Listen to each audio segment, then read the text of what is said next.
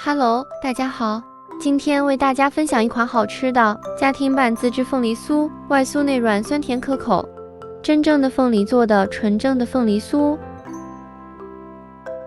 首先，我们来处理一下凤梨。首先把底部叶子和外皮削掉，然后再对半切开，分成小块，泡盐水备用。泡好后，再把凤梨放入料理机中打碎。凤梨打碎的时候，也可以选择把中间的硬芯给去掉。接着再把打碎的凤梨放到纱布中，用力把凤梨多余的水分全部给挤掉。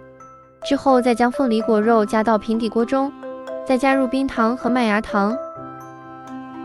然后再开中火进行翻炒到水分蒸发，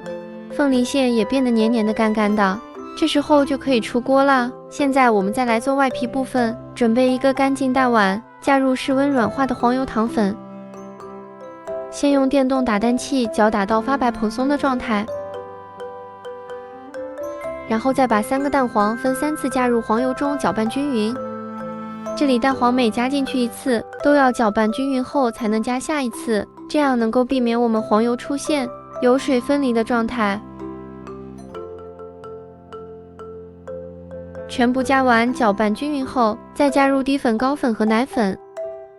再用橡皮刮板翻拌均匀成团状，然后再取少许面团加入到另外一个碗中，再加入少许抹茶粉，再用橡皮刮板翻拌均匀，用来当做凤梨的叶子。接着再把面团和凤梨内馅分成一个一个的小剂子。现在我们来包凤梨，先把原味剂子按扁放入凤梨馅，